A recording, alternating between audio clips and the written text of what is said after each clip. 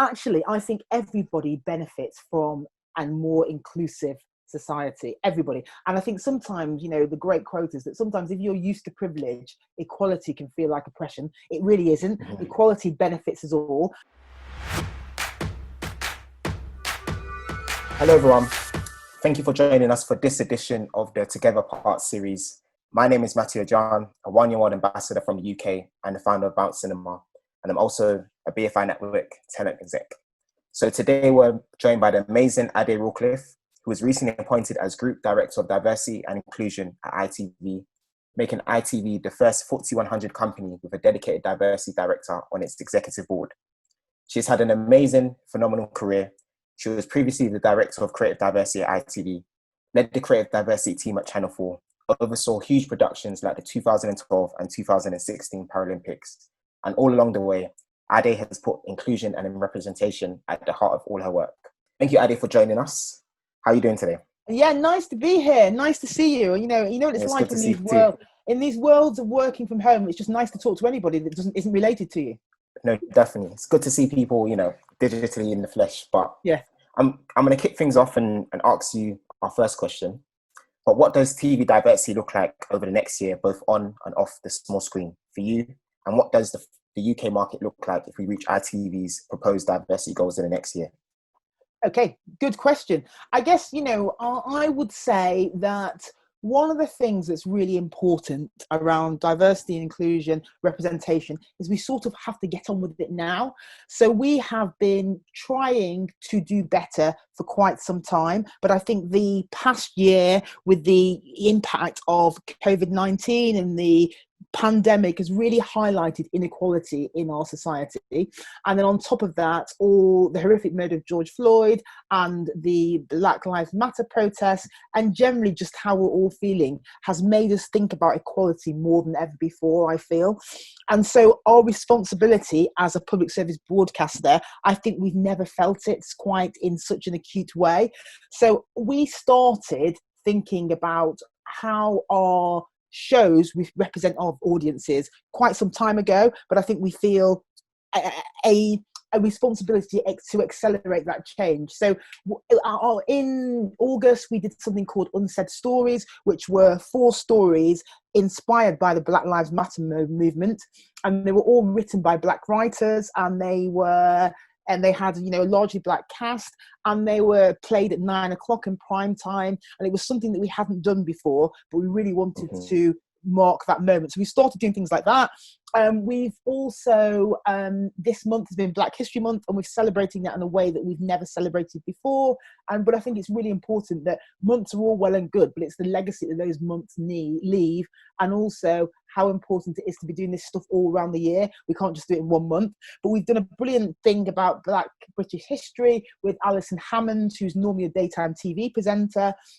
We did a game show called Sorry I Didn't Know, which is on in the evenings, and it's sort of a Black history quiz, and it's made by a Black company. So I think already we're trying to more accurately represent the lives and experiences of our viewers on screen. So I think that what I'm hoping that what people will say is ITV, by watching ITV, I see people who look like me irrespective of their background. That's what I'm hoping will happen. And I guess what I want to see as well is that in terms of the industry, I think all the broadcasters are doing great work. The BBC have done great work. Love Michaela Cole's I May Destroy You. Netflix are knocking it out of the park as well. And so I just think want to be in a position where, as an industry, people, irrespective of their background, feel that there are places to bring the best stories across all the broadcasters. So that's what I hope will happen in the next year. No, definitely, and it's super important. And I saw the series on ITV, which I thought was great. But I wanted to ask, you're coming in at a special time as well. How has that felt for you, kind of stepping into this role in this chapter of the world we're in today? Some days so I would say we've been going through such times, haven't we? Such times we're all living through, that some days it's sort of, if I'm honest, it feels a bit like the end of the world is coming. No, and some days I feel optimistic. And I think that what gets me out of bed every day is the belief that we can all work together to make a more inclusive world. And so I have to be optimistic, even though some days, you know, we've had some dark days, definitely. and, you know, but 100%. we've got to feel the ability that we all have to make a change. And one of the things that I talk a lot about organizationally at ITV is that, you know, I might be on the board and have diversity and inclusion in my job title, but I can't be the only one doing it. It's a bit like if I became the sustainability champion and I was the only person recycling and everyone else wasn't, it would make no difference. So we've got to get into a situation. Yeah, exactly. So everybody has to feel like they have a role in this change. And I think that's really important. Okay, cool. So my next question is, when we're talking about reflecting the diversity of modern Britain, can you tell us more about the process in doing that, from how you assess that to then bringing it to the screen? Yeah. So I think always, we always want the best ideas, the best creative ideas, and the ideas that we think will work best on ITV. But the process by which we do it is we have something called the commissioning commitments process, which means that at the point of commission, we will sit with our producers and we'll say, how do you make sure that this show will be representative of Britain on screen?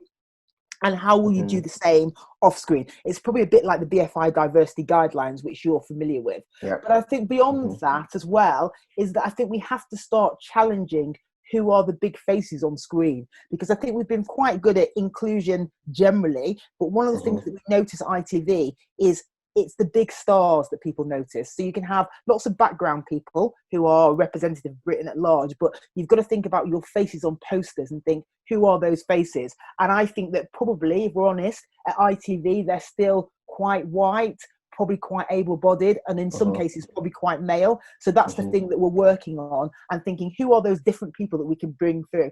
And that's what I think is really exciting, because I think in order to connect with the widest range of viewers, which is what our job is, we need the widest range of faces representing our channel. 100%. What do you think are some of the obstacles that could potentially get in your way of, you know, bringing people through?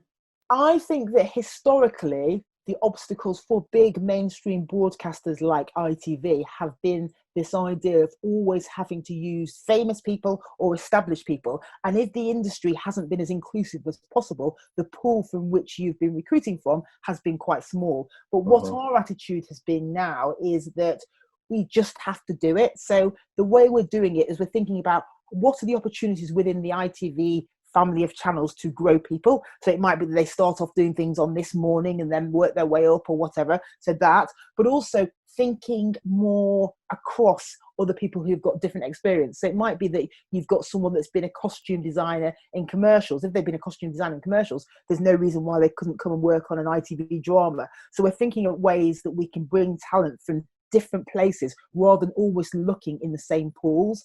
And I think the challenge with broadcasting is that because it's popular, lots of people have always come to us. But I think that the people that have come to us have often been quite similar. So what we have to do is be much more active, looking out in different places to find talent, because talent is everywhere, but opportunity isn't. No, definitely. Okay, so can you talk a bit more about, you know, the business case for diversity inclusion and what patterns you've seen in views and ratings as a result of reflecting a more diverse and modern Britain in the work that you do? Yeah, I mean, I think the business case, I mean, you know, what has been proven by lots of clever people that work for things like the McKinsey and Boston Consulting Group, that actually having a diverse team allows you to be more creative, and they've proven that it's actually more, that these companies are more financially successful. But I think that when you're working in a creative organization, you want to get ideas from the widest range of people.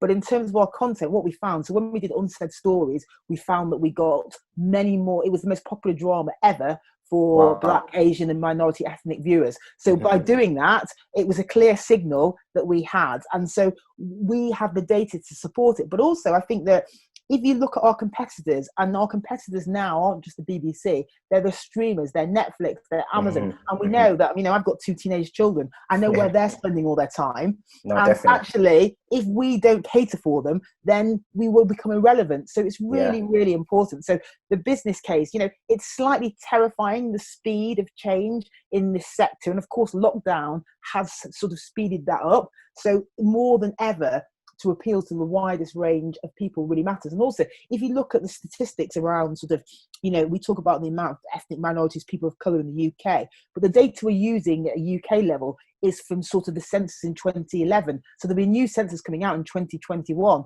So that, in terms of the amount of people you want to attract, there is a clear business case, particularly if you're a mass market brand like ITV. Okay, so, on the topic of streamers, when we look beyond the UK, where most of our audience is, we see that online streaming platforms have diversified content, as you mentioned, by including original programming from local communities. When we're thinking globally, what are the benefits for society if we increase the diversity and inclusion on screen? Yeah, I mean, we talked about it before, and what I'm really struck by is my children's viewing habits, as I said before, and they love watching Spanish language stuff. So they're watching Elite and things like that. And you realize that the world now feels incredibly global. So I think for a company like ITV, we have an opportunity to think to ourselves, how can we benefit from that interesting global content? But what does that mean for our content? I mean, we do something called BritBox, which is a partnership with the BBC. And we are expanding that around the world, because in lots of ways, the world feels very much smaller than it used to. Okay.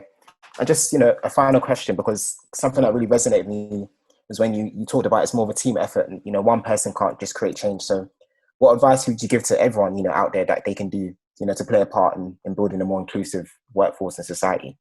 Yeah, I would say that, everybody has a role to play in this. And a sort of really good example that I sometimes use is that actually, I think everybody benefits from a more inclusive society, everybody. And I think sometimes, the great quote is that sometimes if you're used to privilege, equality can feel like oppression. It really isn't. Equality benefits us all. And there's one example that I've got, and this example is that I don't know if you ever go shopping to Sainsbury's or Tesco's, but I go to Sainsbury's and Tesco's, particularly in lockdown with two teenage boys. I spend all my time in Sainsbury's or Tesco's. But I don't know which trolley you use, but the trolley that I always use is the narrow trolley. It's not the really deep one, but the narrow one. And the narrow trolley was originally designed for people living with disability. And now we all use it. So we all benefit from a better trolley. So what I would say to people is that we all benefit from inclusion and representation and fairness, genuinely. But I think the role that you can play, first of all, is you've got to think, in your role, what is it you can do? So I've had lots of conversations before where people have said, I really believe in diversity and inclusion, but I have to hire this person and I can't do that in my team. So I think you've got to think, you've got to really challenge yourself and say, actually, what can I do to create fairer opportunity for the people that I'm hiring or the people that I'm working with? And I think also we all have to educate ourselves. We all have to understand what racism is, what bias is, what it's like to live with disability. We all need to learn about that. And I think we shouldn't ask our colleagues to tell us that. We should go out there and find out more about those sorts of things. Yeah, you've got to put the groundwork in. There's a lot of reading lists at the moment. So, it's not easy. It's not easy. Honestly, change is never easy. Yeah, definitely. 100%. But, that was my final question. And I just want to say a massive thank you for your time and for joining us. And to everyone watching, make sure you share, comment, and like this session as well. Thank you so much for watching, everybody. And thank you very much again, Ade. Brilliant. Nice to see you. Thank you very much. Bye-bye, everybody.